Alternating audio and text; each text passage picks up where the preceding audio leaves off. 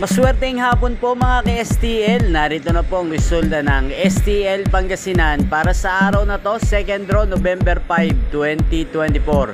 Araw ng Martes, naway ang mga natayaan nyo pong mga numero kanina ay manalo nawa ngayong hapong ito, 5 PM. Kaya kunin nyo na po ang inyong mga tickets. Narito na po ang resulta.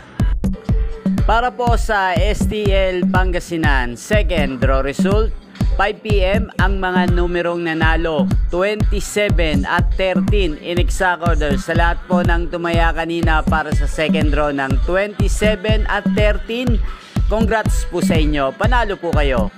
Again, para po sa second draw ng STL Pangasinan, 27 at 13. Maraming salamat po sa panonood nyo sa aking channel, Roderick Hernandez TV. Huwag pong kalimutang mag-subscribe.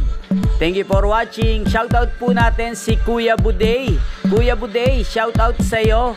Maraming salamat sa iyong pagsuporta sa akin sa panonood mo ng aking mga videos dito sa YouTube channel. Thank you for watching.